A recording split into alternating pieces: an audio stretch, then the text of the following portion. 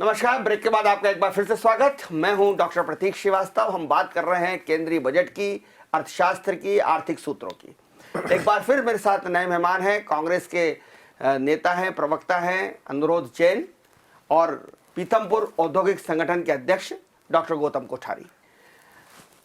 दोनों खास मेहमान अपनी राजनीतिक विचारधारा के साथ साथ उद्योग जगत के भी जानकार हैं, व्यापार जगत के भी जानकार हैं और उनकी विशेषज्ञता आर्थिक मामलों में रही है। आप दोनों का बहुत स्वागत है। गौतम जी, सबसे पहला सवाल मैं आपसे करना चाहूँगा, क्योंकि चूंकि आप औद्योगिक संगठन के अध्यक्ष हैं, पीथमपुर देश का एक बड़ा औद्योगिक क्षेत्र है, मध्य प्रदेश का तो सबसे बड़ा औद्योगिक क्षेत्र है। ये बजट एक उद्योगपति के नाते आपको इस बजट की अगर मैं आपसे कहूँ कि इसकी व्याख्या करें एक उद्योगपति के नज़रिए से, ये बजट को आप कैसा पा रहे हैं? मैं वास्तव में बहुत उम्मीद रख रहा था इस बजट से, पर जब मैंने माननीय वित्त मंत्री जी को सुना 9.5% फिजिकल डेफिसिट, यानी करीब करीब 20 लाख करोड़ का फिजिकल डेफिसिट, जिसमें अभी 2 महीने बाकी हैं, 80,000 करोड़ उनको जुटाना है इस डेफिसिट के लिए। और उसके साथ ही अगले साल का जो फिजिकल डेफिसिट है 6.7% उनने अनुमानित किया है, और जिसमें 12-13 लाख करोड़ रुपए का फिर घाटा होगा, 12 लाख करोड़ वो ऋण लेंगी। तो मुझे उसी समय ये स्ट्राइक हो गया था कि कुछ मिलना जुलना नहीं है, क्योंकि सरकार खुद इतनी आर्थिक संकट में है कि किसी को कुछ देने की स्थिति में नहीं दिखती। 35 लाख सूक्ष्म मध्यम लघु उद्योग इस देश में हैं। 15,700 करोड़ रुपए का मात्र पैकेज है। उस पैकेज में किस प्रकार से इन उद्योगों को जो पेंडेमिक में अपनी कार्यशील पूंजी पूरी खो चुके हैं, उनको किस प्रकार से सहयोग किया जाएगा। मैं इस अवसर को, जो अभी पोस्ट पेंडेमिक स्थिति बनेगी, अभी पेंडेमिक जा रहा है और जो जिस प्रकार से मांग बढ़ रही है, जिस प्रकार से दूसरे देश हैं जहां उत्पादन ठप है, तो वहां के लिए जो मांग है, जो निर्यात के लिए जो संभावनाएं हैं, उन सारी संभावनाओं को देख रहा हूं।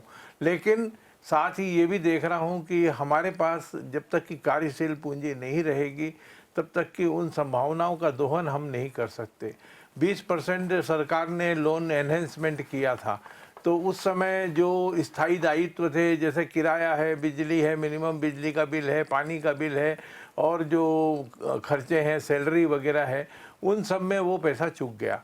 उसके बाद धीरे धीरे जब उद्योग चालू हुए तो हानि लाभ की स्थिति खत्म होते तक जो समय लगा, उसमें फिर उद्योगों ने कुछ ना कुछ पूंजी खोई और ये स्थिति बनी है कि कार्यशील पूंजी लगभग चुक चुकी है छोटे उद्योगों की। बड़े उद्योगों की मैं अभी बात नहीं कर रहा हूँ, लेकिन छोटे उद्योग जो इस देश की अर्थव्यवस्था की रीढ़ हैं, उनकी कार्यशील पूंजी लगभग चुक चुकी है। और कार्यशील पूंजी चुकने के साथ ही पेंडेमिक का एक और ऐसा परिणाम सामने आया है कि कच्चा माल तो उधारी में लिया, उसका भुगतान नहीं हो रहा है, और जो प्रोडक्ट है सेल किया, उसका वसूली नहीं हो रही है। तो ये दोनों तरफ से जो छोटा उद्यमी है वो अपने आप को फंसा हुआ महसूस कर रहा है, हाथ पैर मार रहा है। भारतीय उद्यमी बहुत कर्मशील होता है और वो कर्मशीलता उसने दिखाई भी है और वो पूरी तरह से हाथ पैर मार रहा है, लेकिन कब तक मारेगा ये भी एक सोचने की बात है। सरकार के सहयोग की ज़रूरत थी। वो सहयोग इस बजट में सरकार की अपनी मजबूरी हो सकती है, लेकिन कोई ना कोई रास्ता निकल सकता था। सरकार की मजबूरियां हो सकती हैं, ये बिल्कुल सही कहा आपने। सरकार की मजबूरियां थी, कोविड का कार्यकाल सरकार की मजबूरियां थी, किसानों का आंदोलन सरकार की मजबूरियां थी, लगातार बढ़ती हुई बेरोजगारी सरकार की मजबूरियां थी, जो है जीडीपी का गिरना। लेकिन हमारे साथ कांग्रेस के नेता अनुरोध जैन भी मौजूद है। अनुरोध जी, ये पूरा बजट कांग्रेस के नज़रिए से आप कैसा है? कांग्रेस के नज़रिए से, या चूंकि आपके पास तो मनमोहन सिंह और चिदम्बरम जैसे बड़े अर्थशास्त्री रहे हैं, जयराम रमेश जैसे बड़े अर्थशास्त्री रहे हैं, किस तरह से आप इस बजट को देखते हैं? कांग्रेस के नज़रिए से क्या ये बजट देश को आगे ले जाने वाला है? देखिए, मैं प्रतीक जी इसको कांग्रेस के नज़रिए से नहीं, इसे मैं एक आम आदमी के नज़रिए से देखना चाहूँगा। और मैं इस बजट को अगर आम आदमी के नज़रिए से देखता हूँ, क्योंकि कांग्रेस पार्टी आम आदमी की पार्टी है, तो दूर के ढोल सुहावने और कुछ भी नहीं, कुछ खाली हाथ रहा है। मध्यम वर्गीय परिवार को कुछ नहीं मिला। अभी मैं देख रहे थे इनकम टैक्स में जो उन्होंने बात करी है, 75% की उम्र में जो इन्होंने छूट दी है, मैं पूछना चाहता हूं कि कितने प्रतिशत लोग जो 75 वर्ष की आयु है, जिस देश में एवरेज उम्र 67 वर्ष की है, 68 साल के लगभग है, वहां पे आप 75 वर्ष की आयु में जो है आप टैक्स की छूट दे रहे हैं। बेहतर तो ये होता कि ये आयकर की सीमा में लोगों को और छूट बढ़ाते, भले से 50,000 रुपए से बढ़ाते, 1 लाख रुपए से बढ़ाते, तो एक आम आदमी के जेब में कुछ पैसा होता। सरकार इस हाथ से देती है, उस हाथ से लेने लेती है, उस तरह का काम कर रही है। आप देखेंगे कि किस तरह से पेट्रोल और डीजल में और एलपीजी में महंगाई की जो मार पड़ रही है, एक आम आदमी, हर आदमी एक तरह से उसका टैक्स भर रहा है, और आपने उसमें कोई बेनिफिट न देते हुए, उसमें आप अगर आप उसको करते तो जीएसटी के अंदर लेके आते, तो कहीं ना कहीं आम आदमी को फायदा होता, और मुझे लगता है कि महंगाई भी कम होती है और लोगों को तक पैसा पहुंचता। आज हमारे साथ सामने समस्या क्या है? पेट्रोल पे कृषि सेस लगा दिया है जी, वो पेट्रोल पे 2.5 रुपए लीटर और डीजल पे 4 रुपए लीटर। जी जी जी, तो यह एक वो बढ़ोतरी है जो अभी तक सरकार, देखिए मोदी सरकार की एक ये बहुत अच्छी किस्मत रही है कि जब से वे सत्ता में आए पिछले 6 या 7 वर्ष में, तो हमने देखा है कि जो ब्रेंट क्रूड ऑयल है उसके दाम हमेशा न्यूनतम स्तर पे रहे, उसके बावजूद भी आम आदमी को उसका फायदा आज तक नहीं दिया। अच्छा, होता क्या है? होता यह है कि आज जब तक ग्रॉस सेविंग्स नहीं होगी, एक आम आदमी की जेब में पैसा नहीं बचेगा, तो वो पैसा मार्केट में नहीं आएगा। ये सिंपल सी इकोनॉमिक फंडा है। यहाँ पे गौतम जी बैठे हैं, ये इस बात से एग्री करेंगे कि जब लोगों के पास जब खर्चा करने का पैसा नहीं है, हमने देखा कि किस तरह से दूसरे देशों में भी कोरोना के समय में लोगों ने, अभी जो मोदी सरकार ने 20 लाख करोड़ के पैकेज की बात करी, पर वो फिजिकल स्टिमुलस नहीं है। उन्होंने तो सिर्फ बोला है कि अगर हम आपको 3 लाख करोड़ का ऋण देंगे, दूसरे देशों में लोगों तक तो पैसे पहुंचाए गए, और वो पैसे पहुंचाने से इकोनॉमिक अर्थव्यवस्था, आर्थिक अर्थव्यवस्था वापस से पटरी पर आने की शुरुआत होती है। हमारी अपेक्षा थी कि इस तरह का ही काम होता। एक दो और बातें थी, मुझे ऐसा लगता है कि महिलाओं के लिए यहां पे कुछ भी नहीं है। मैंने देखा, हमें आशा थी कि जिस तरह से अभी हमने देखा है, अभी अर्बन एरियाज में, गांवों में रोजगार बढ़े हैं, हजारों लाखों लोग वापस से गांवों की तरफ कूच कर गए और मनरेगा में पैसा बढ़ा है। बेहतर तो ये होता कि वो मनरेगा में वो पैसों की लिमिट बढ़ाते, वहां पे थोड़ा सा और अनुदान बढ़ाते, महिलाओं के लिए 150-200 दिन उन दिनों को बढ़ाते ताकि वर्किंग बढ़ती। वो उद्योग जो महिलाओं को रोजगार देते हैं, गारमेंट उद्योग हो गया या इस तरह के उद्योग जिससे और अधिक महिलाओं को रोजगार मिलता, अगर उसमें टैक्स लिमिट्स या टैक्स हॉलीडेज का कुछ प्लान बनता तो बेहतर होता। हेल्थ केयर की बात करेंगे हम, अगर आप देखेंगे कि जो आवश्यक 51 दवाइयां हैं उस पर 0% टैक्स लगता है, पर अगर बेहतर होता कि अगर आम आदमी को हेल्थ में बेनिफिट देना रहता तो जो 5% या 12%, सबसे इतिहास में पहली बार इतना बजट रखा है हेल्थ में, इन्होंने बढ़ाया है, मैं एग्री करूंगा, पर ये आप समझिए अनप्रेसिडेंटेड सिचुएशन भी है। आज हमें एक इंफ्रास्ट्रक्चर क्रिएट करना पड़ेगा, आम आदमी, हर आदमी तक वैक्सीन पहुंच सके उसके लिए। और मैं इसमें, वैसे तो मैं देखिए इसमें पॉलिटिकल पार्टी से उठ के एक बात करूंगा कि एक जो आयुष्मान का कॉन्सेप्ट है, जो इंश्योरेंस बेस्ड कॉन्सेप्ट है, इस पे भी हमें रीथिंक करना पड़ेगा। अभी क्या हो रहा है कि हम आयुष्मान कार्ड के माध्यम से इंश्योरेंस कंपनीज हॉस्पिटल्स को पेमेंट कर रही है, और ये इतने इन्फ्लेटेड बिल्स है। मैंने तो चूंकि अमेरिका के इंश्योरेंस और हेल्थ केयर सेक्टर में बहुत नजदीकी से काम करा है, भारत भी उसी गलती को दोहरा रहा है। बेहतर यह है कि हम अगले 5-10 साल का विजन लेके हमारे हेल्थ इंफ्रास्ट्रक्चर को डेवलप करें, और एक आम आदमी को निःशुल्क कैसे हेल्थ केयर में बेनिफिट मिले इसके बारे में विचार करना चाहिए। ये शॉर्ट साइटेडनेस चल रही है, जो हम शॉर्ट टर्म विजन की तरह काम कर रहे हैं कि हमें जो छोटी सी दवाई है उसका जो बोलते हैं ना कि एक इमीडिएट हम उसको रिलीफ मिल जाए, वो दवाई देने का काम हो रहा है। गौतम कोठारी जी, कस्टम ड्यूटी बढ़ाने से क्या घरेलू उद्योगों को सहायता मिलेगी, मदद मिलेगी? ये एक्चुअल में अर्थशास्त्र का एक कॉन्सेप्ट है कि भाई हमें अगर घरेलू उद्योगों को बढ़ाना है और यहाँ उत्पादन उपलब्ध है तो कस्टम ड्यूटी बढ़ाई जाना चाहिए, और कुछ हद तक उनने बढ़ाई है, पर ये बहुत नॉमिनल बढ़ी है। इससे बहुत ज़्यादा फर्क, क्योंकि हमारे यहाँ कीमतों का अंतर इम्पोर्टेड और जो डोमेस्टिक WTO के समझौते से बंधे हुए हैं, और उससे बंधे हुए हैं, और उसके कारण से जो कीमतों का अंतर है वो बहुत ज़्यादा है, तो इससे बहुत फर्क पड़ेगा ये मैं नहीं मानता। कुल मिलाकर के थोड़ा फर्क पड़ेगा, लेकिन मैं फिर वहीं आ रहा हूँ, अगर ये फर्क पड़ेगा भी तो उत्पादन कहाँ से होगा? जब वर्किंग कैपिटल नहीं होगी तो किस प्रकार से ये उत्पादन करेंगे? आप किस तरह की राहत चाह रहे थे? आप क्या चाह रहे थे? एक पैकेज चाह रहे थे? पैकेज तो कोरोना काल में दिया ना सरकार ने, 2-2, 3-3 पैकेज घोषित किए। सरकार के पास पैसा नहीं था, मजबूरी थी, ये बात तो मैं भी मानता हूँ, लेकिन ऐसा कुछ कार्य कर सकते थे। जैसे गवर्नमेंट अगर चाहती तो छोटे उद्योगों के लिए 3 साल तक के लिए जीएसटी डिफर कर देती। तो जीएसटी का जो पैसा है हर महीने जो व्यापारी उद्योगपति के पास में आता, वो उसकी वर्किंग कैपिटल एनहेंस करता जाता, और 3 साल बाद में 3 साल के लिए जीएसटी डिफर होती, चौथे साल से 5वें साल में और 6वें साल में उस जीएसटी का पेमेंट व्यापारी खुशी खुशी करता। इस प्रकार से वर्किंग कैपिटल मिल जाती। आज वर्किंग कैपिटल के लिए उसने 20% तो एक्स्ट्रा लोन ले ही लिया है, उसका टर्नओवर था नहीं, बैंक के पास में कौन से कागज लेके जाएगा जिससे उसकी वर्किंग कैपिटल लिमिट एनहेंस होगी।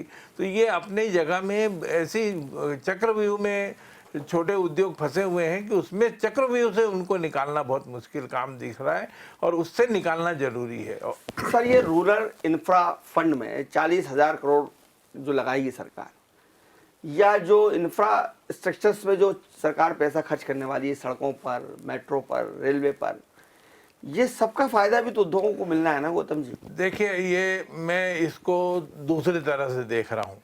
अगर सरकार को फायदा पहुंचाना ही है तो इस देश में रेल नेटवर्क तैयार करते। हमारे को कर रहे हैं ना, देखिए ना रेलवे के लिए कितना ज्यादा 1,10,000 करोड़ रुपए दिया है। 1,10,000 करोड़ तो हमारे जो गडकरी जी है वो एक ही रोड बना रहे हैं, दिल्ली मुंबई एक्सप्रेस हाईवे 1,00,000 करोड़ की, और 15,000 करोड़ की उसके ऑफशूट होंगे।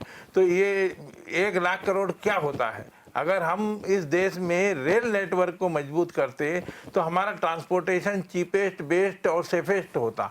और हमें ये बड़े बड़े एक्सप्रेस हाईवे क्यों चाहिए? गुड्स ट्रांसपोर्ट के लिए। हम इतना बड़ा पर्यावरण का नुकसान करेंगे, इतनी ज़मीन का अधिग्रहण करेंगे और इतने टोल लगाएंगे कि जितना यातायात का जो व्यय होना चाहिए उतना तो टोल में हो जाएगा। तो ये महंगा यातायात हमारे देश की प्रगति का मार्ग नहीं है। हमारे देश की प्रगति का मार्ग है सस्ते से सस्ता यातायात। हम जिस प्रकार से हमारे देश में अर्थ की प्लानिंग हो रही है, हम अपनी प्राथमिकता तय नहीं कर पा रहे हैं कि हमारे यहाँ प्राथमिकता क्या है। हमारी प्राथमिकता गरीब आदमी है, हमारी प्राथमिकता जो है वो गांव का मूवमेंट है, हमारी प्राथमिकता किसान है, हमारी प्राथमिकता जो सिंचाई है, ये सब चीज़ें हमारी प्राथमिकता है।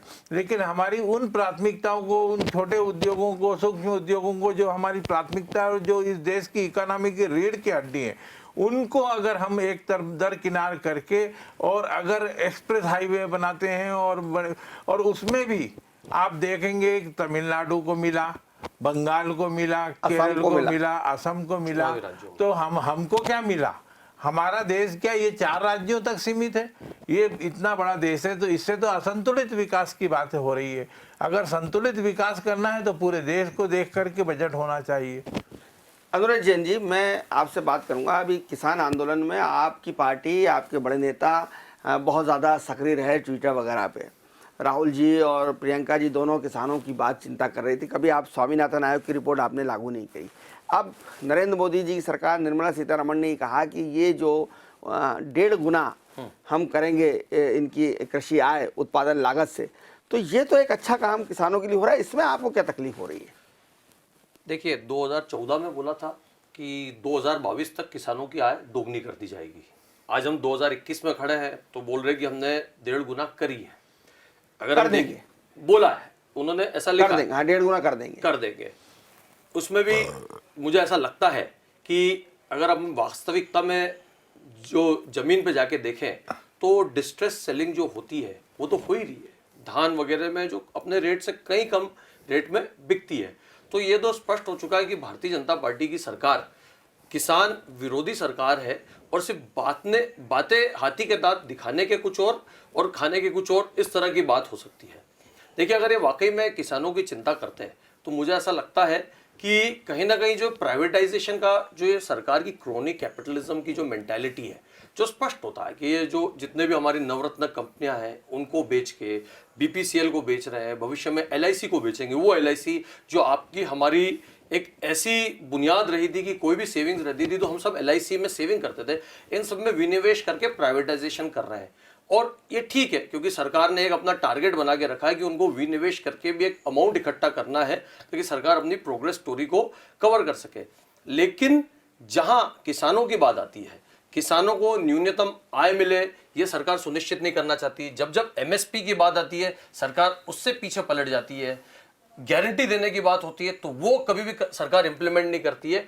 और किसानों से जो पॉजिटिव वे में बात करना चाहिए वो तो दूर, किसानों को जो है यहां तक कि खालिस्तानी और इस तरह की भाषा उपयोग करी जाती है, वो अन्नदाता जो हमारे लिए गेहूं उगाता है। आप पॉलिटिकल बात मत करो, मैं चाहता हूं आप इकोनॉमिक बात करें कि किसानों की जो है वो क्या आज आपके समय में, जो मैंने कहा कि स्वामीनाथन आयोग रिपोर्ट लागू नहीं हुई, आज ये बीजेपी ने इस बात पे कोशिश की किसानों की लगाए और आज एमएसपी बढ़ाने की बात की जा रही है, 1000 ई मंडियां खोलने की बात की जा रही है, तो कहीं ना कहीं खेती के लिए ठीक है। मैं अगर आपको यूपीए का आप रिकॉर्ड देखेंगे तो 10 साल में जो मिनिमम सपोर्ट प्राइसेस यूपीए के समय में बढ़े थे, आप रिकॉर्ड निकाल के देख लीजिए, वो रिकॉर्ड बढ़ोतरी भारतीय जनता पार्टी की और नरेंद्र मोदी जी के पिछले 7 साल के रिकॉर्ड में बिल्कुल भी नहीं है। और ये ऑन रिकॉर्ड्स है, मैं आपको बता सकता हूं। कॉटन में जो तेजी आई, कॉटन में जो एमएसपी जो उन्होंने रेट्स दिए थे हमारे यूपीए के समय में, वो आजादी से लेके यूपीए के समय तक इतने रेट्स की बढ़ोतरी नहीं हुई जितने यूपीए के पिछले 10 साल के समय में हुई है। तो ये स्पष्ट है कि जो कांग्रेस पार्टी है, ये यूपीए के सरकार में जो हमारी डिलीवरी रही थी वो हम करके दिखाते थे। भारतीय जनता पार्टी की तरह नारे देना और बड़ी बड़ी बातें करना इस तरह से बिल्कुल भी नहीं। गौतम कोठारी जी, बजट आते से शेयर बाजार में बढ़ावा दिखा, बढ़त दिखी, रौनक दिखी, इसके क्या मायने? इसका मतलब ये है कि उद्योग जगत, व्यापार जगत ने स्वागत किया। ये एक्चुअल में सेंटीमेंट पे है। ये शेयर बाजार जो है इस बात का द्योतक नहीं है कि बजट से आम आदमी को कोई फायदा हो रहा है। शेयर बाजार तो बहुत सारे सेंटीमेंट्स पे चलता है। आज वो बढ़ भी गया, कल धड़ाम से गिर भी जाएगा। कि अगर प्रधानमंत्री जी को छींक आ जाए तो शेयर बाजार गिर जाएगा, वित्त मंत्री जी को छींक आ जाए तो शेयर बाजार हिल जाएगा। तो ये जो स्थिति है शेयर बाजार की, इससे हम देश की इकोनॉमी को नहीं तोल सकते। इकोनॉमी में वो लोग ज़्यादा रीढ़ की हड्डी वो लोग हैं जिनके कोई शेयर नहीं है, कोई शेयर मार्केट नहीं है, जो छोटे छोटे उद्योग लेके बैठे हैं, जो रोजगार क्रिएट करते हैं, जो इकोनॉमी में रोजगार के साथ साथ अर्थव्यवस्था को मूवमेंट देते हैं। तो वो लोग अगर स्थिति उनकी अगर नहीं सुधर रही है और अगर मान लीजिए कुछ गिने चुने उद्योग जो है, जो 100, 200, 300 शेयर जो है वो अगर उछल रहे हैं तो, और उनके पीछे में उनको कुछ और सेंटीमेंट उनका कुछ और है। जैसे गैस पाइपलाइन बिछ रही है, गैस पाइपलाइन में सरकार बहुत खर्चा करने वाली है और जो गैस की डिस्ट्रीब्यूशन है वो किसी एक उद्योगपति को बहुत सारे राज्यों में दी हुई है, तो उसके तो शेयर उछलेंगे ही उछलेंगे, क्योंकि उसको तो पीछे से एक बड़ा सपोर्ट बैठ रहा है। तो ये शेयर बाजार के सेंटीमेंट ऐसे चलते हैं, उसमें जो विनियोजक है वो भाप लेता है कि ये इस घोषणा का फायदा किसको कहाँ होने वाला है। तो ये शेयर बाजार से हम इसको नहीं आंक सकते। और एक चीज़ में थोड़ा जोड़ना चाहूँगा इनकी बात में, आपने कहा वो किसानों के एमएसपी पे, स्वामीनाथन की जो रिपोर्ट है वो लागू नहीं हुई। वो लागू नहीं हुई तो ये जो 1.5 गुना प्राइस है, ये स्वामीनाथन की रिपोर्ट से अगर कैलकुलेट करेंगे तो वो उसके बराबर के मूल्य पे भी नहीं आती है। और दूसरी बात, जब 2022 में आपने दुगनी करने की बात की है तो 2021 में तो 1.25 गुनी तो कर देते, तो कम से कम ये तो लगता है कि हाँ अगले साल ये दुगनी एमएसपी होगी। तो ये जो स्थितियां बन रही है देश में, तो ये अलग तरीके से जी, मैं इसमें एक और चीज़ जोड़ना चाहता था कि आज हमें 7 साल हो गए हैं, तो एक मुझे ऐसा लगता है ये हाफ ईयरली एग्जाम की तरह इसको देखना चाहिए। अगर 2024 में भी अगर सरकार के परफॉर्मेंस को देखेंगे तो हमें सरकार के पिछले कुछ प्रोग्राम्स का भी एक एनालिसिस करें। ये बजट तो ठीक है, हमें आज क्या मिला है, और हम इसका 1 साल बाद आंकलन करेंगे जमीन पे इसका कितना इंप्लीमेंटेशन हुआ है तो बेहतर होगा। मेक इन इंडिया प्रोग्राम 2014 में सरकार ने किस तरह से लॉन्च करा था? उन्होंने बोला था कि देश की जीडीपी में मैन्युफैक्चरिंग का कंट्रीब्यूशन हम जो है 24-25% तक ले जाएंगे। लेकिन हम क्या देखते हैं कि चाइना से लोग नाराज होने के बावजूद भी वियतनाम जाना पसंद कर रहे हैं, भारत आना पसंद नहीं कर रहे हैं। देश की जीडीपी में मैन्युफैक्चरिंग का कंट्रीब्यूशन, गौतम जी यहाँ पे बैठे हैं वो एग्री करेंगे, गिरा है, 16 से 14% हुआ है। 59 मिनट्स में लोन पर करने की बात करी थी, ये बहुत ही महत्वाकांक्षी है कि हम स्टार्टअप्स के लिए 59 मिनट्स में लोन करेंगे, ये मोदी सरकार ने ऐसी बात करी थी। और जब हम उसमें जाके देखते हैं तो एक गुजरात बेस्ड कंपनी है जिसको उन्होंने बीच में एक ऐसा इंटरमीडिएट पोर्टल बनाने का काम दे दिया जो 1800 रुपये आपसे सिर्फ एप्लीकेशन भरने के लिए लेता है। और अगर आप वास्तविकता में देखेंगे तो 50% भी लोन नहीं हुए। आज निर्मला सीतारमण जी ने स्टार्टअप इंडिया की बात करी कि हम टैक्स हॉलीडेज बढ़ाएंगे, 2022 तक करेंगे। पर हम पिछले 4 सालों में जो स्टार्टअप इंडिया का प्रोग्राम है उसके बारे में तो देखें कि आपने क्या रिजल्ट्स दिए हैं। उन स्टार्टअप इंडिया के जो प्रोग्राम है 8000 स्टार्टअप्स में से मेरे को लगता है 1000 या 1200 स्टार्टअप्स को भी इन्होंने फंड नहीं करा है। और उसमें भी जो फंडिंग का पैटर्न है वो किस तरह से है कि कोई स्टार्टअप अपना प्रेजेंटेशन देता है तो इंटर मिनिस्ट्रियल बॉडी है जो डिसाइड करती है कि ये स्टार्टअप का जो कॉन्सेप्ट है वो क्वालिफाइड है कि नहीं है। अगर आप कोई IIM, IIT या कोई ऐसे एक्सपर्ट कमेटी को बिठाते तो बात समझ में आती। तो आप मिनिमम गवर्नेंस की तो बात करते हैं पर मिनिमम गवर्नेंस है नहीं, आपका मैक्सिमम गवर्नेंस है। और आप इन प्रोग्राम्स की भी अगर आप लिस्ट देखें, मैं मुद्रा लोन की बात करता हूं। आज निर्मला सीतारमण जी ने 18,000 करोड़ रुपए बोला है कि हम बैंक को देंगे। आप अगर मुद्रा लोन के जो NPAs देखेंगे वही 18,000 करोड़ रुपए के हैं। हम इस बारे में क्यों नहीं बात करते हैं कि आज जो बैंक्स की बैलेंस शीट्स है वो पूरी तरीके से लाल हो चुकी है। 6,60,000 करोड़ रुपए NPAs में जो बैंक के हैं उसके बारे में हम सोच ही नहीं रहे हैं। उसके बारे में कोई चिंता नहीं, कोई रास्ता नहीं दिखाया मैडम ने। तो इस बारे में हमें सोचकर आज जनता को डिसाइड करना पड़ेगा कि आज हम आगे रास्ते आ गए। मुझे यह रोकना पड़ेगा गौतम जी, एक बहुत संक्षेप में इस बजट का एक समग्र आकलन आप किस तरह से करते हैं, क्योंकि समय इजाजत नहीं दे रहा, मुझे फिर से हाजिर होना है नए मेहमानों के साथ। तो मैं चाहूंगा कि आप अपने एक्सपीरियंस से इस बजट को एक बहुत शॉर्ट एंड उसमें बता दें। बजट बहुत मजबूरी में और औपचारिक रूप से प्रस्तुत हुआ है और इससे बेहतर स्थिति इस बजट में बन सकती थी, लेकिन सरकार की संभवतः अपनी कुछ प्राथमिकताएं थी, उन प्राथमिकताओं को उनने सामने रखा और उन प्राथमिकताओं पे उनने काम किया है।